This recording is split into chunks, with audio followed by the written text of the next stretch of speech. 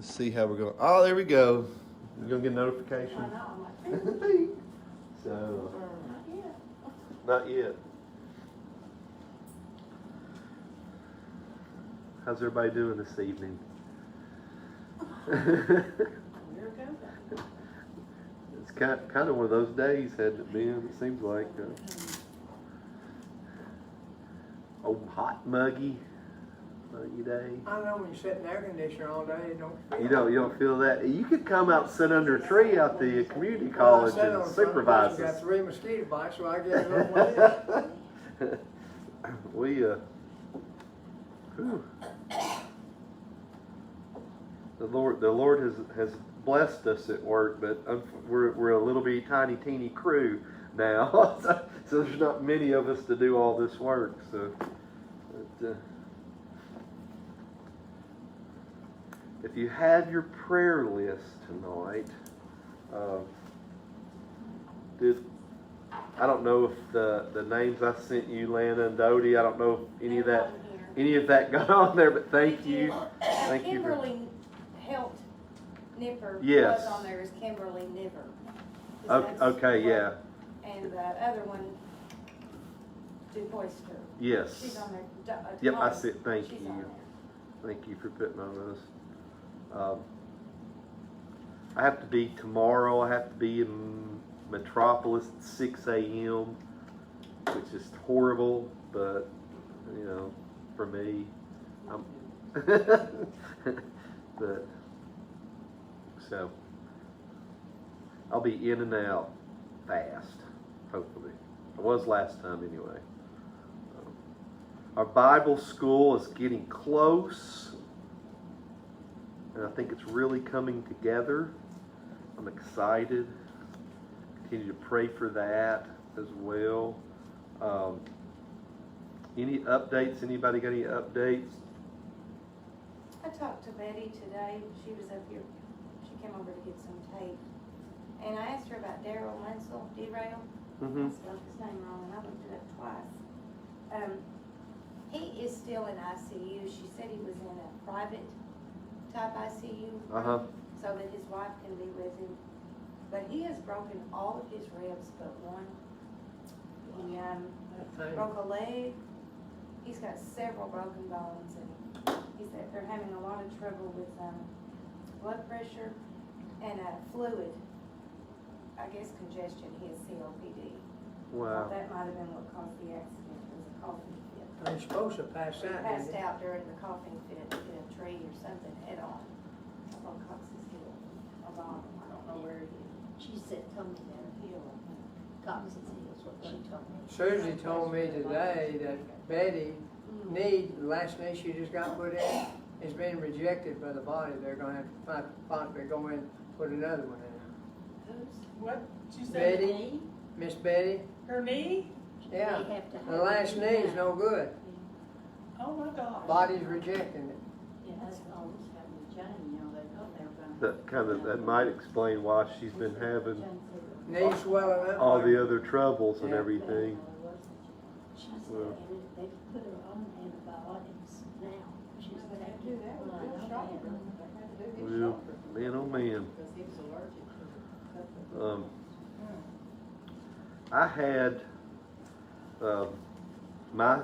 my sister's sister-in-law, which is Melody Dahl. She's still on the other one. Yeah, she's on the other one, but they think that it may have spread to more organs or cancers. She hasn't got a good report. I mean, she was doing great there for a while, really, really good, and then Martha Sullivan is no longer at Providence Point. She's back at Gators Woods now. She is in a wheelchair. She's Is somebody staying with her? well, she has to have a nurse. She had to move to another room, and it's costing quite a bit more, but she is back at Gators. yeah, well, She's still got her arm in a sling, so she can't use her walker. Jeff, how you recovering? Well, Friday I go to have all this stuff, new dressings and stuff like that, and I was telling a couple of girls back there, when I got in the truck a while ago, I kinda pushed on a thing, and I felt something for it, so I may have tore some stitches loose, but other than that, occasionally I get a pain up in here. I can take 2 Tylenol in 10 minutes, they go away, so I don't know what it is. Well, hopefully you'll get you on the mend. Get you back pitching again. Yeah.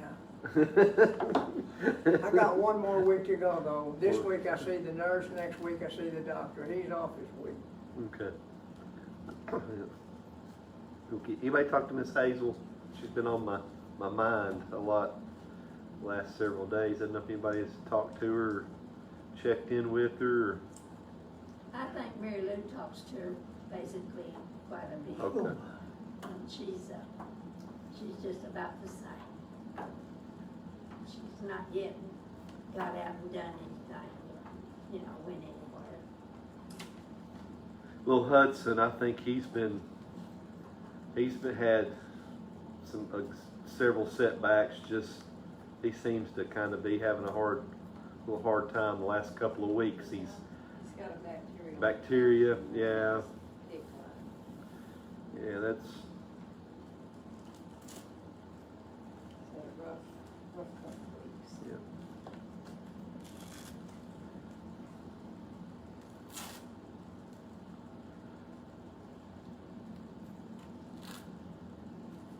Remember Earl's dad. Remember Earl and Marcia.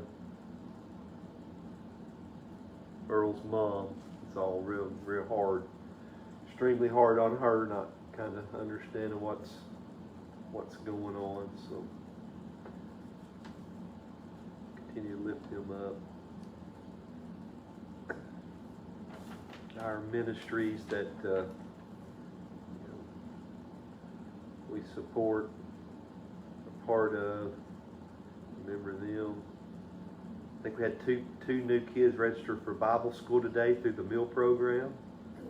So that's pretty good.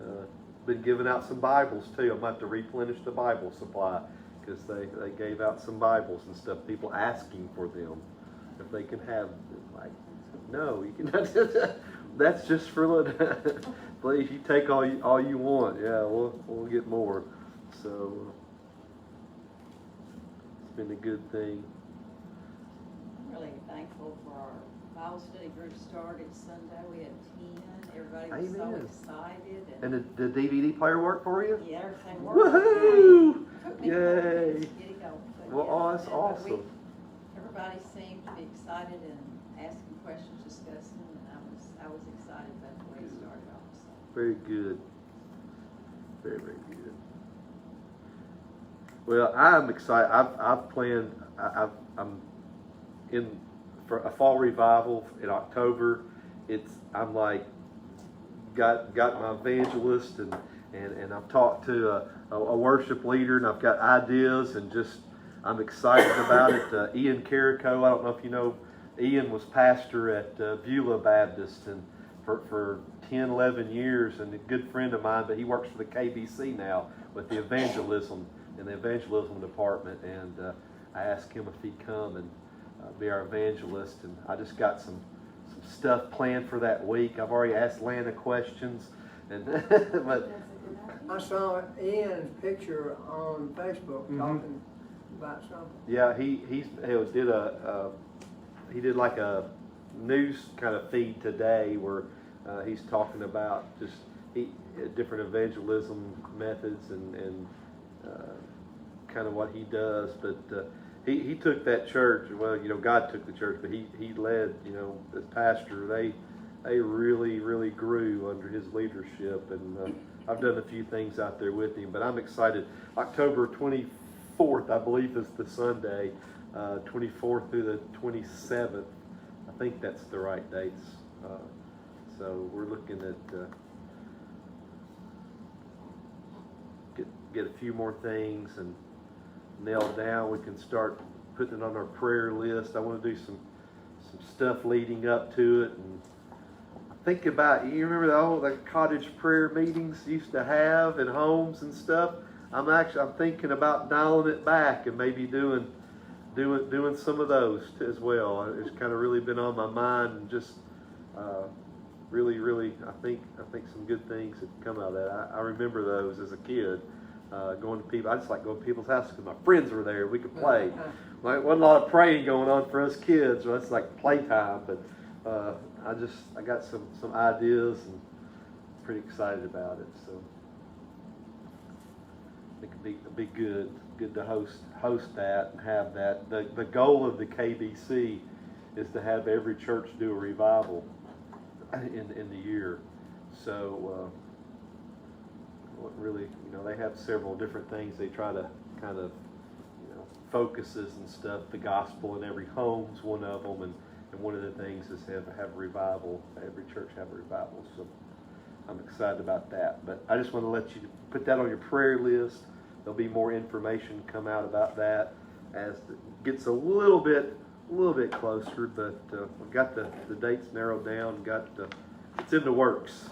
So you got to kind of work things out, especially when you're asking people to come, because Always helps to plan. they plan. They stay booked up. A lot of them do in advance, and now so many people like evangelists and groups and different things, they haven't been able to do anything for a year.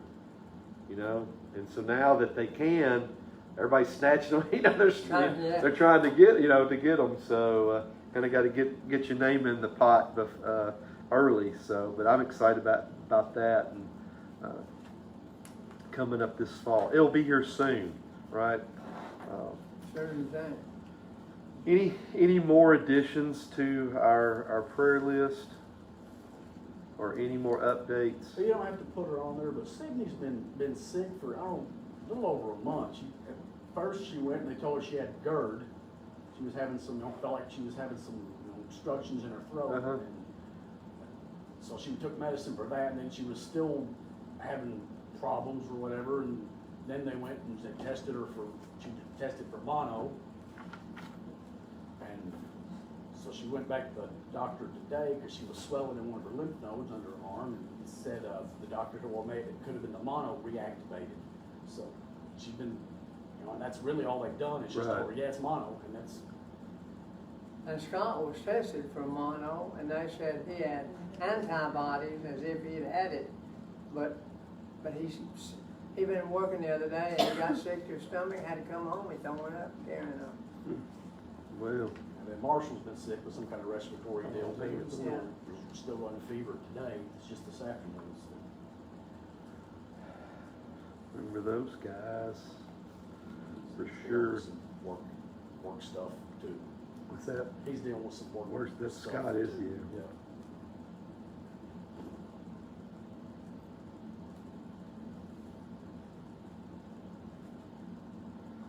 All right. Well, I'll lead us in prayer, and we'll get started after that on our Bible study. Father God, thank you so much for this day. Thank you for your love and your grace and your mercy. Thank you for bringing us here tonight, Father, just to be together in community and to study your word, Father, and to intercede on behalf of the needs on our prayer list and the people on our prayer list. Father God, you are good, and you know these needs, but God, we just pray that you will be merciful, Father, that you will be gracious, that you will be just your healing, Father, for the situation, for the needs. God, that you will just touch people and heal people. And Father, the needs are many, our list is long.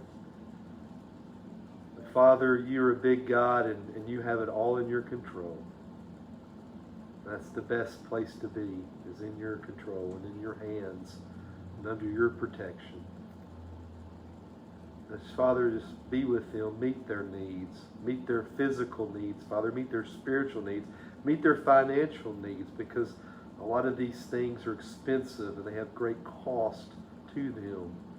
Treatments and doctor bills and doctor visits. And ICU and emergency room. Father, all these things could be overwhelming, God. And I just pray that you will meet their needs. Lord, as we come to you tonight, as we study your word, Father, I just pray that you will just open our hearts and our minds to receive your word tonight. God, be with those in the other building across the road, our youth, our children, our adults that are working with them, God. I pray that you'll give them a great night tonight, Father. Just bless them and grow them. Father, thank you most of all for your Son Jesus, who died for our sins so that we could have a new life and a right relationship with you. Father, we love you. We praise you. It's in the precious name of Jesus I pray. Amen. Does anybody have, before we start on our Bible study, a praise that they want to share? I put prayer and praise up there, and sometimes I kind of, anybody just got anything? I mean, something exciting? Like since I saw you last on Sunday till today, just something that you just I want. was surprised that Huh? the Bible study went so well. That's right. Yeah, that's the praise. Yep. Anybody else? Will brag on God? Well, you said we had some more sign for Bible Yep. school. That's great. Yep, that's praise. Susie, I think, is Susie Hardy's got 20 kids in her. She's got a lot of kiddos. So Oh, wow. she's gonna have some help. She's got the little bitty. Yes. So, yeah, she's got a- Bless her, real big. Yeah. That's not my gift. I will tell you that. I praise the Lord that with all the rain around us this week, we've only had a few little showers. She's good. I know Earl was. Threatening to the weed or anything, Yeah. that, it's good. So far, we haven't had a downpour or any heavy wind that will hurt us. I know Earl was needing some dry too to get his hay. Yeah. So he's been really getting it. Yeah, we're hoping the sun today was good, and we hope we get some more all weekend. That hot weather, that's what we need.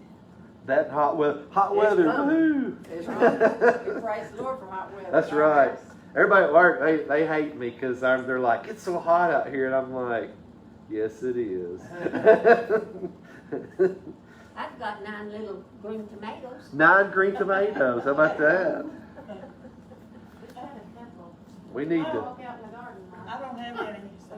We need to talk to Dodie about this fighting on the weekends and stuff she's been doing. She's been getting in street brawls or something. I don't know. Or fight club. She's part of the fight club. We don't talk about that. Huh? We don't talk about that. That's right. You don't talk about that. Talk about That's fight. right. You don't talk about fight club. Exactly. So tonight we are we're going to look at chapter 18 and 19. And we have 2 more lessons after this. Next week, we're the 10 Commandments, the first 5. And then we'll be off the 25th, which is Bible school. And we'll all, probably most of us, a lot of us will be here in some capacity, which is awesome. And then we'll finish up on June the 30th. I wrote this last. I told you I wrote this lesson, and I stopped with the 10. I got us to the mountain and got us the 10 Commandments, and we could go on if you wanted to go on. But I was just curious. Is there ideas? What would you like to study next? I'm going to kind of take a moment just to kind of get some thoughts. Is there anything particular? A book, a topic, anything that's particularly you'd be interested in studying next?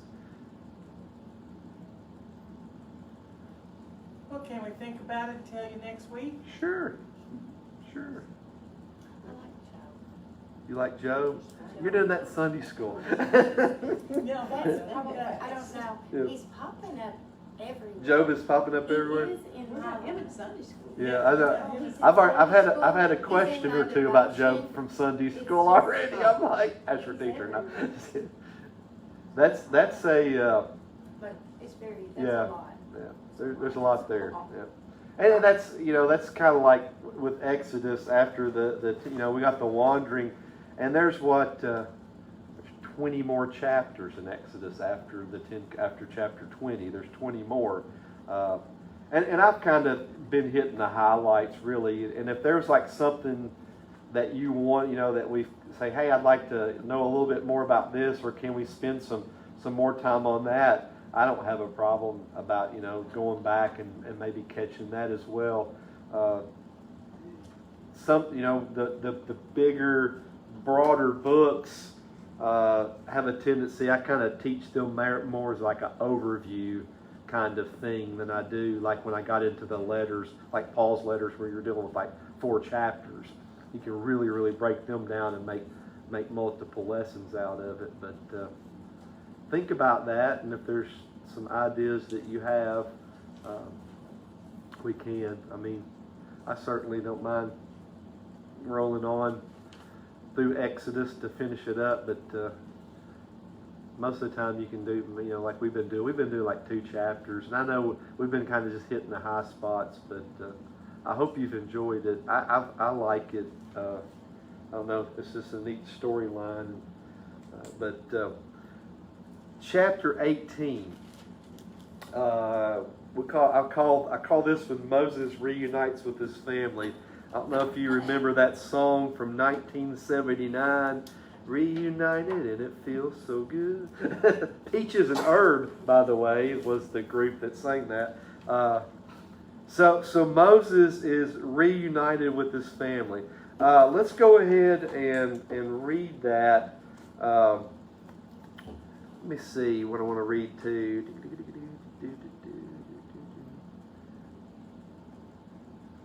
First 5 verses. Well, sorry, let's go first 7 verses. First 7, we'll stop there after that because there's 27 verses. Jethro, the priest of Midian, Moses' father-in-law, heard of all that God had done for Moses and for Israel his people, how the Lord had brought Israel out of Egypt. Now Jethro, Moses' father-in-law, had taken Zipporah, Moses' wife, after he had sent her home, along with her 2 sons. The name of the one was Gershom, for he said, I have been a sojourner in a foreign land. And the name of the other was Eliezer, for he said, the God of my father was my help and delivered me from the sword of Pharaoh. Jethro, Moses' father-in-law. I think we know that's Moses' father-in-law. That's okay. Thanks, Moses. It's your father-in-law. We get it. Came with his son and his wife to Moses in the wilderness where he encamped at the mountain of God. And when he sent word to Moses, I, your father-in-law Jethro, am coming to you with your wife and her 2 sons with her. Moses went out to meet his father-in-law and bowed down and kissed him. They asked each other of their welfare and went into the tent. So I'm going to stop right there. We got a family reunion. Moses' family had went back to be with Jethro prior to him entering into Egyptian-controlled territory. We last heard of Zipporah in Exodus 4:24. As they were leaving, that's where Zipporah grabs the flint stone because Gershom hadn't been circumcised, and she circumcised him with the flint rock, and that was kind of it right there. And so she was returning to Egypt with Moses, taking their son Gershom, and then at some time, we don't know when, Moses sent her home. Best possible guess as a husband to protect them. I mean, I would think, my wife and 2 kids to protect them, keep them safe. And so they're back, and that's kind of there. Jethro, we've learned about him prior to that. When Moses left Egypt, and he was at the well, and he protected the daughters, and what a turnaround! I think that's a neat relationship that he has. I think there's some incredible respect there, as we're going to find out. Well, custom He kissed him, he bowed down. That's a sign of honor and respect and just love for this man and respect for this man. So let's continue on in verse 8. Then Moses told his father-in-law all that the Lord had done to Pharaoh and to the Egyptians for Israel's sake, all the hardship that had come upon them in the way, and how the Lord had delivered them. I think that's a really nice verse for us to remember, of all the obstacles and all the things and the hardships that come upon us, to remember how the Lord has delivered us. And Jethro rejoiced for all the good that the Lord had done to Israel, and that he had delivered them out of the hand of the Egyptians. And Jethro said, "Blessed be the Lord, who has delivered you out of the hand of the Egyptians and out of the hand of Pharaoh, has delivered the people from under the hand of the Egyptians. Now I know that the Lord is greater than all gods, because in this affair they dealt arrogantly with the people." And Jethro, Moses' father-in-law, brought a burnt offering and sacrifices to God. And Aaron came with all the elders of Israel to eat bread with Moses, his father-in-law, before God. I'm going to stop right there at verse 13. The conversation, verse 1 starts out, Jethro had already heard. The word had already gotten to him. The news had traveled. So he already says, the father-in-law heard of all that God had done for Moses and for Israel, his people, and how the Lord had brought them out of Egypt. And so Moses tells Jethro about everything God had done. What a conversation. I bet Moses, if he's like me, he's probably animated. He's talking with his hands. And you're not going to believe this. It's like this plague. And he said, do this. And I did this. And this came out. And it's and then we were at the Red Sea. And our back was the Red Sea. We turned around. There's Pharaoh and his army coming. And he's lift up your hand. And the sea just parted. And we went across on dry land. And it's and then we were in the desert. We were thirsty. And the people were complaining over and over and over again. And we took this tree because the water was bitter, and we threw it in the water, and the water was drinkable. He's just over and over again. The manna and the quail. And I could just see that conversation going on. And Jethro praises God. He constructs an altar, and he offers a sacrifice to God. Now, I think we see a little transition here. And I think this shows how much Moses respected the wisdom from his father-in-law. Starting in verse 13. The next day Moses set to judge the people. And the people stood around Moses from morning till evening. And remember, we're talking about 2 million, possibly 2 million people with problems. So Moses sits down to judge. And these people come to him with their problems, and he judges. He handles disputes. Somebody took my goat. This person took my goat, or what? I'm saying they got a lot of complaints, probably because just based upon their prior track record from the time that they left Egypt to the point that they got there. Probably not a great group to deal with, but they were there from morning till evening. And when Moses' father-in-law saw that he was doing for the people, he says, "What is this that you are doing for the people? Why do you sit alone, and all the people stand around you from morning till evening?" Moses said to his father-in-law, "Because the people come to me to inquire of God. When they have a dispute, they come to me, and I decide between one person and another, and I make them know the statutes of God and His law." Moses' father-in-law said to him, "What are you doing? What you are doing is not good." He's like, "This is not a good idea. You and the people with you will certainly wear yourselves out, for the thing is too heavy for you. You are not able to do it alone. Now obey my voice, and I will give you advice, and God be with you. You shall represent the people before God and bring their cases to God, and you shall warn them about the statutes and the law and make them know the way in which they must walk and what they must do. Moreover, look for able men and from all the people, men who fear God, who are trustworthy and hate a bribe. And place such men over the people as chiefs of thousands, of hundreds, of fifties, and of tens. And let them judge the people at all times. Every great matter they shall bring to you, But any small matter they shall decide themselves, so it will be easier for you, and they will bear the burden with you. If you do this, God will direct you. You will be able to endure, and all this people also will go to their place in peace. So Moses listened to the voice of his father-in-law and did all that he said. And Moses chose able men out of all Israel and made them heads over the people, chiefs of thousands, of hundreds, of fifties, and of tens. And they judged the people at all times. Any hard case they brought to Moses, but any small matter they decided themselves. Then Moses let his father-in-law depart, and he went away to his own country. So Jethro gives Moses advice on handling disputes and legal cases. Moses is doing all this by himself, everything, from the most egregious to the most trivial, from morning to night, every day. And Jethro sees this and he's like, what are you doing? You're going to be wore out. The people are going to be wore out. This is not good for you to do this. And so he gave him some incredible advice. He's got a leadership plan for handling disputes based upon degree of difficulty and subject matter.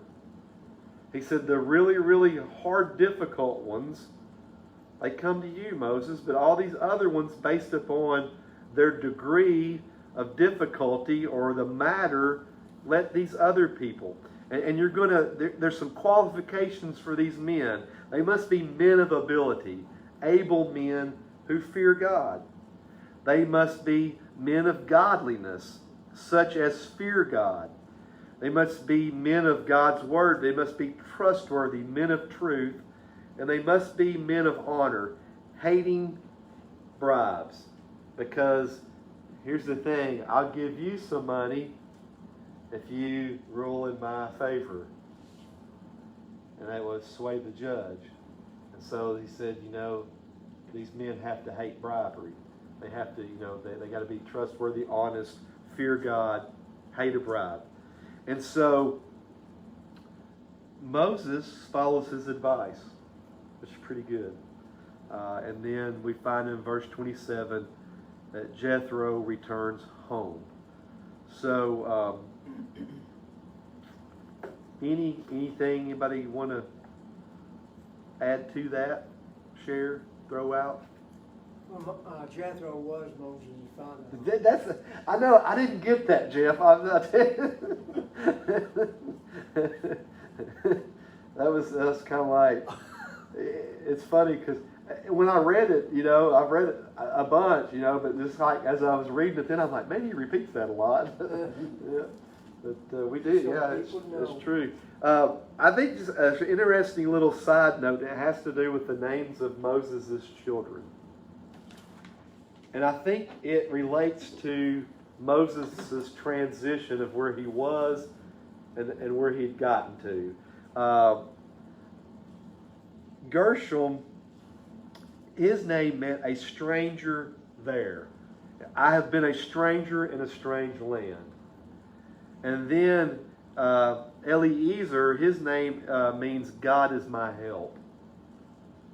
And so there's you can see, and names in the scripture are hugely important because they tell a lot about the person. But just with the way he named his children, there's you see that shift in where he came from to where he was at now. So I thought that was kind of a little interesting side note. So there's my map again. Y'all remember this map? We're heading to the mountain of God, which is Mount Sinai, and chapter 17 tells them that this is where they're at in this area here, the wilderness of sin. I don't know the scope of that, but it's that's where they're at. That's where they met Jethro. That's where they departed, and their next stop is the mountain of God. And so chapter 19, I titled this one, "What Do You Wear to Meet God?" And so there's a little, they're given instructions on how to come to God. an outline for this, kind of there tells us where they're at in the journey, their location. Moses makes 3 trips up the mountain in chapter 19, and so let's start reading there. I'm gonna see if I want to stop. Let's stop at we're going to read through up to verse 7 first. On the 3rd new moon, after the people of Israel had gone out of the land of Egypt, on that day they came into the wilderness of Sinai, and they set out from Rephidim and came into the wilderness of Sinai, and they encamped in the wilderness there. Israel encamped before the mountain, while Moses went up to God. This is the first trip up. The Lord called to him out of the mountain, saying, Thus you shall say to the house of Jacob, and tell the people of Israel, You yourselves have seen what I did to the Egyptians, and how I bore you on eagle's wings, and brought you to myself. Now therefore, if you will indeed obey my voice, and keep my covenant, you shall be my treasured possession among all people, for all the earth is mine, and you shall be to me a kingdom of priests, and a holy nation. These are the words that you shall speak to the people of Israel. So Moses came and called to the elders of the people and set before them all these words that the Lord had commanded him. So they're 3 days into the journey. Israel will remain at Mount Sinai for almost a year. Exodus 19:1 says 3 months to the day after they left Egypt. So when they left Egypt, came down to this point right here in the wilderness, and location, that Mount Sinai, they don't really know if it's this side. I mean, there's questions about the exact location, but they're at Mount Sinai. We know that because they tell us that. 3 months since they left the day. They're 3 months into the journey. We find in Numbers 10:11 that they leave on the 20th day of the 2nd month of the 2nd year. So about 10 days short of a 12-month stay. Now that's where they're at. It will take Moses 59 chapters to describe what is happening during this time. That's a lot of information. And so he's there for the duration. So the book of Exodus covers a very short period of time in the history of the Israelites' journey to the Promised Land. It gives a location. It says Rephidim, Mount Sinai, front of the mountain. The division of the mountain in chapter 19 has been compared to the design of the tabernacle. Excuse me, chapter 9, I'm sorry. Let me go back and see what chapter 9 is. Nope, that's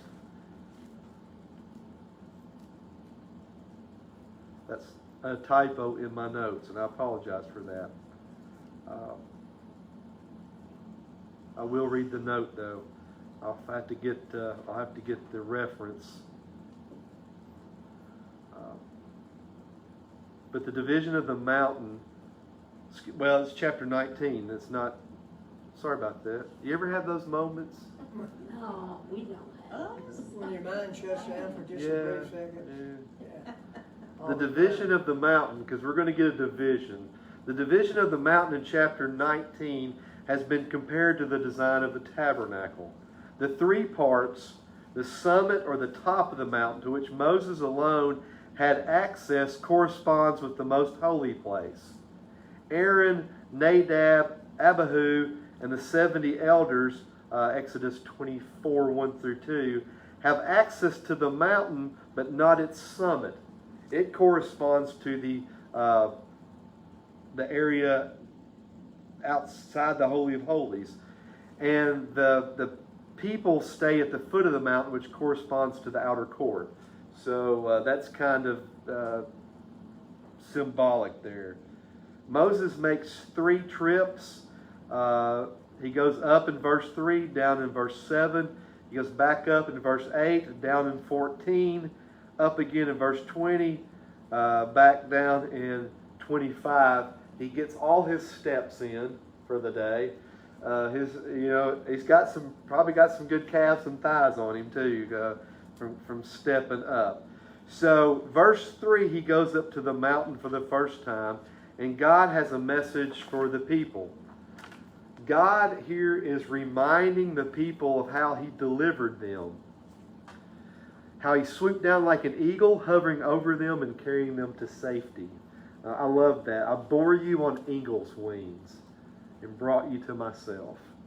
The eagle is also a fierce bird of prey, and God behaved like a fierce predator when he destroyed Egypt and saved the people of Israel.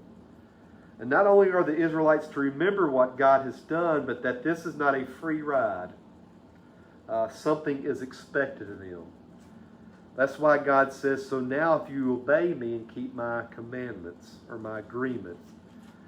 So Israel's faithfulness to the covenant is required, but it should not be understood to mean that Israel had to work for their salvation in the Old Testament.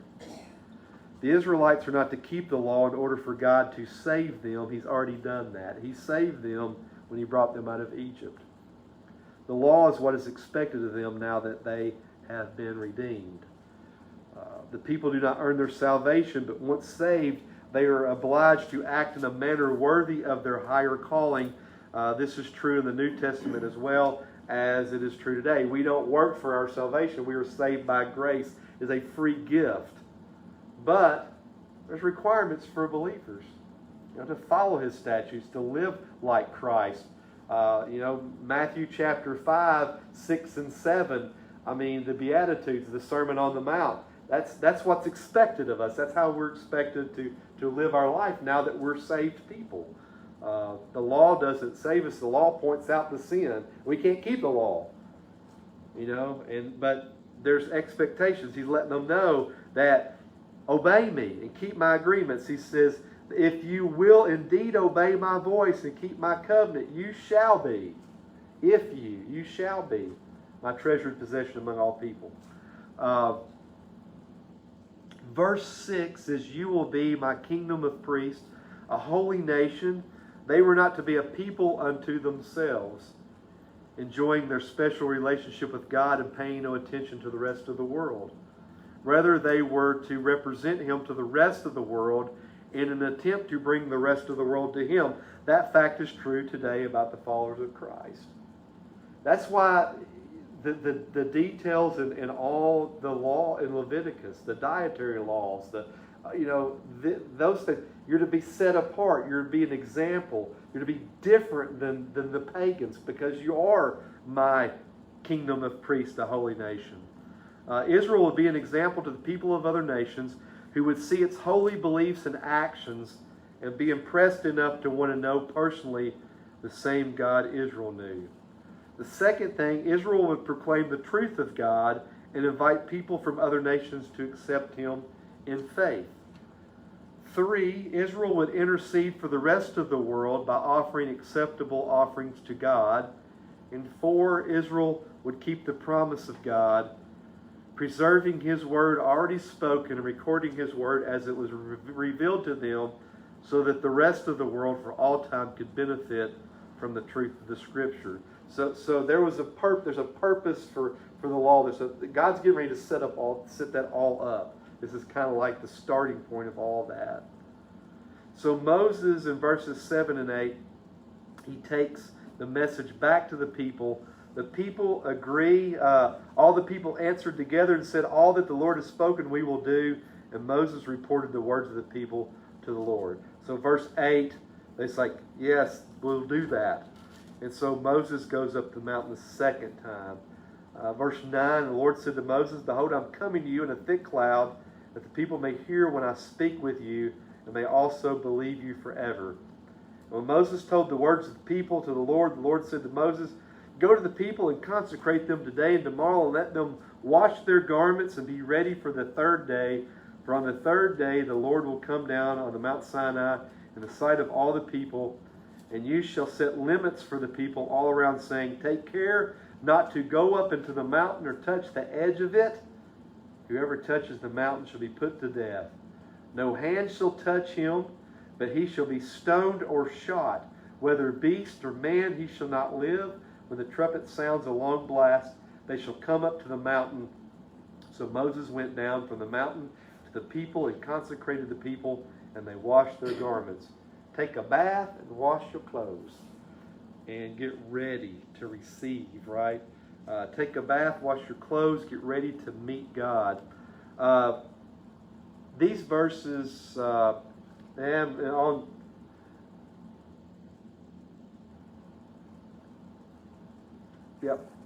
consecrate, the word consecrate.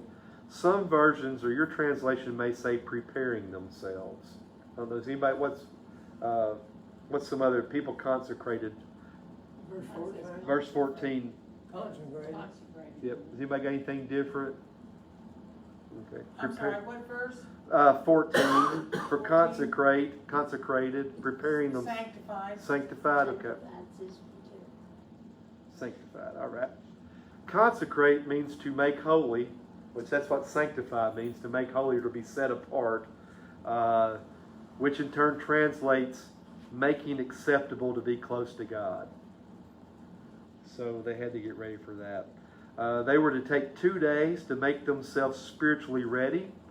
They were to avoid things that could be a distraction to God. This would include abstaining from sexual relations. Verse 15, they were to wash themselves in their clothing, getting ready to hear from God on the third day.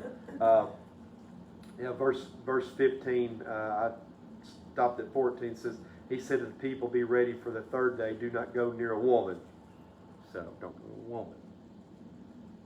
12 and 13 sounds kind of harsh if you read that. But it's not harsh when you're dealing with a holy God. You shall set limits for the people all around, saying, take care not to go up into the mountain or touch the edge of it. Don't even touch it. No hand shall touch him, but he shall be stoned or shot, whether beast or man, he shall not live. So you look at that and are like, that's kind of, it's extreme, but you're dealing with holy God. And Don't even touch the mountain, and don't even touch people that touch the that's mountain. right. That's right. That's right. He chose capital punishment for a reason. God decided to teach his people in this way the seriousness of dealing with him. The mountain was his mountain, belonging to him, and thus it became holy. You or an animal crossed the line, you died, period. The method of stoning or shot by arrows were methods that didn't require another human to touch the dead body, which defiled you or would make you cross the line and in turn die yourself because you crossed the line. So you just left them. It was a method just to leave them and not have to touch them again. But God is establishing the guidelines from the beginning. He was setting the boundaries for how they were to revere and worship and take serious the holiness of God. So let's read on verse 16. On the morning of the third day, there were thunders and lightnings and a thick cloud on the mountain and a very loud trumpet blast, so that all the people in the camp trembled. Then Moses brought the people out of the camp to meet God, and they took their stand at the foot of the mountain. I just wrote in this word with an exclamation point. That's wow. For that verse. Moses brought the people out of the camp to meet God, and they took their stand at the foot of the mountain. I just kind of, it's like, and if anything at all, it's like finally, what a journey though. Now Mount Sinai was wrapped in smoke because the Lord had descended on it in fire. The smoke of it went up like the smoke of a kiln, and the whole mountain trembled greatly. And at the sound of the trumpet grew louder and louder. Moses spoke, and God answered him in the thunder. Talking to God. I'm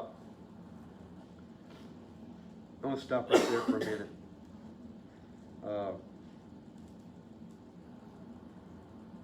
That's just unreal. What was it like? Well, Scary. yeah. Yeah. I mean, a billowing, trembling mountain smoking like a kiln with thunder and lightning and the voice of God. It'd be who blew the trumpet for so long? That's what's, I know it. It it does. had to be one of the God's angels. I know it. Yeah. Yep. Might be the same one. Gonna blow it But again. again, he's warming up. What's it? What's the little mouth that you got to do to warm up, Michael? You're the band guy. It's not embouchure. Is Yeah. yeah. Do you do the yeah? Yeah. It's been a long time. I don't remember all the right words. Cool. The thing and the what? That's right. Yeah. Blowing the thing. That's it. Yeah. Blow it. He's getting ready. Verse 20. The Lord came down on the Mount Sinai to the top of the mountain. The Lord called Moses to the top of the mountain, and Moses went up. And the Lord said to Moses, "Go down and warn the people, lest they break through to the Lord to look, and many of them perish. And also let the priests who come near the Lord consecrate themselves, lest the Lord breaks out against them." And Moses said to the Lord, "The people cannot come up to the Mount Sinai, for you yourself warned us, saying, set limits around the mountain and consecrate it." And the Lord said to him, "Go down and come up, bringing Aaron with you, but do not let the priests and the people break through to come up to the Lord, lest he break out against them." So Moses went down to the people and told them. I don't know why this popped into my mind, because here I'm thinking about Moses and the people meeting God at the mountain. But there's an episode of Bugs Bunny where he's going up the steps, right? And they play that music, do do do do do do do do do, and he turns the light switch on, do do do do do do, and goes back. You know, do do do up the. I keep that kind of like Moses. There he goes. So he's coming back down again. I digress there. I'm sorry. That's Bugs Bunny, you know. But Moses goes up the third time. God gives another warning to the people to not cross the boundary which he said. Why would you have to mention it again? I mean, after all, he's told you, if you cross the line, if you touch the line, if your animal gets away from you and breaks free and goes over, you're going to be stoned or you're going to be shot with an arrow. It's kind of like the wet. I know if we put up a wet paint sign, there's always somebody that's going to touch the paint to see that it's wet. Don't tell me what to do. That's a lot. That's right, Miss Gail. It's kind of like, I bet somebody forgot to take that sign down. yeah, Oh, it's still wet. it's still wet. That's right. Well, Maybe did trying it? to teach them obedience. Yes, sir. Yeah. They need it. It is the beginning of the journey, and it's kind. I mean, how many times do we with our children and stuff do we re-emphasize things? Tell them. Yep. It's Yep. it's teaching them obedience. Be I- careful. I kind of like to think that, you know, once I was told don't cross the line and you'll get stoned or shot with a bow and arrow, Yeah. that I would do that, but I can't say that I would. Probably not, you know. Yeah. Some wouldn't. I mean, I don't know. The temptation to get closer to God, because that's what he said. Unless they break through. But I think it would have just been curiosity Yeah. at this point. Yeah. It just, you know, and that may have been why he didn't want them to at this point. 'Cause- He had to teach them more about who he was before he actually came down and met with the people. But when you hear a man who's been leading you and led you across the Red Sea, tell you God said don't touch the mountain or you will die. You'll die by under somebody else's hand. That pretty well tells you what you better not do. Yeah, yeah. Lest they break through to the Lord to look, and many of them perish. Just to look. Curiosity. Yep, just to look. We are curious people, and we have trouble when we're told not to do something. Miss Gail, right? That's it. There may be several reasons. God knows that they're prone to rebellion, and He warns them 3 times. Verse 12, 13, 21 through 22, and verse 24. There may have been an irresistible attraction of a chance to see God. I mean,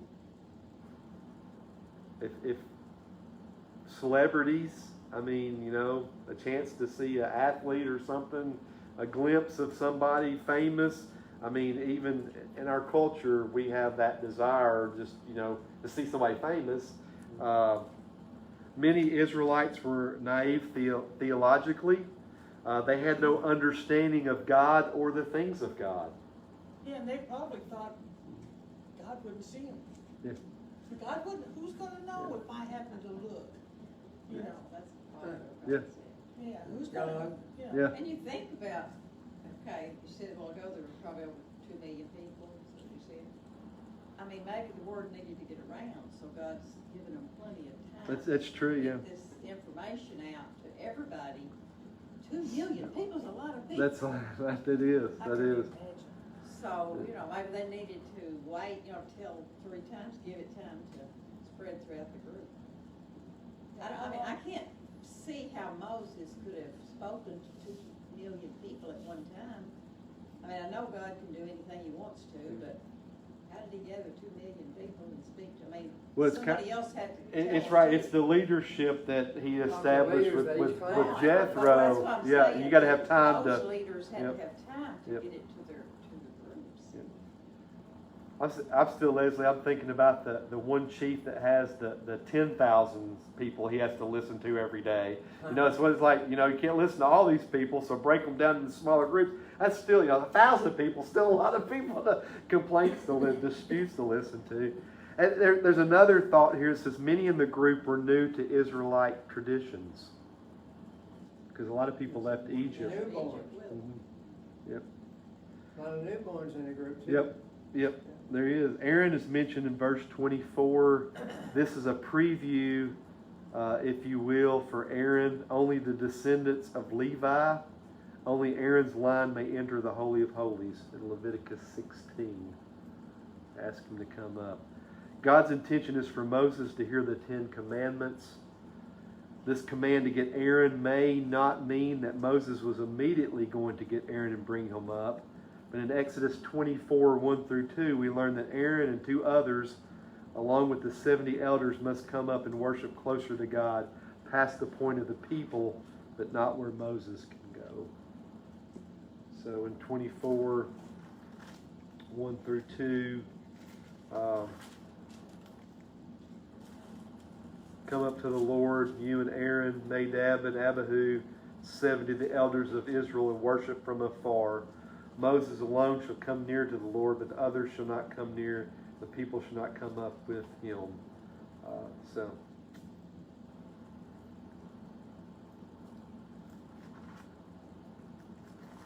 There's a lot of instruction. At some point, they went back down because of the golden calf in 32.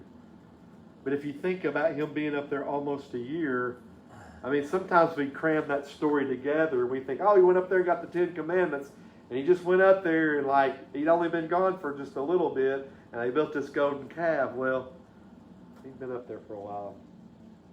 And so, anybody got anything else?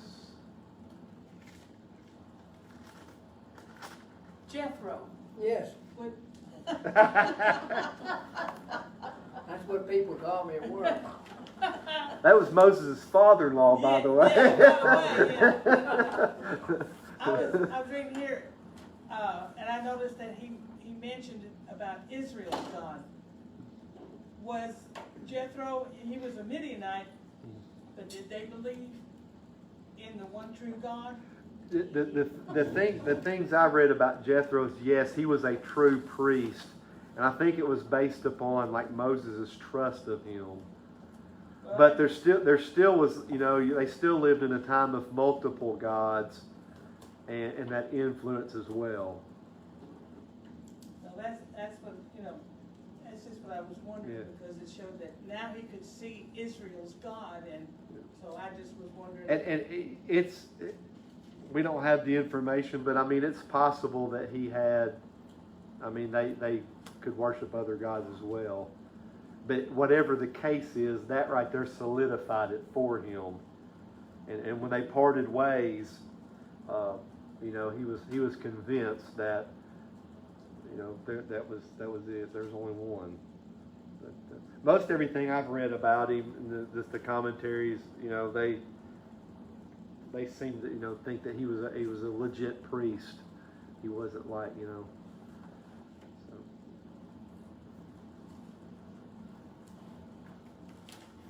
You know, like Melchizedek type priest, sort of mystery figure that just here Yep. and then disappears and. Yeah, I tell you what, if you know, if anything at all, that last bit of advice that he gave him was well worth it.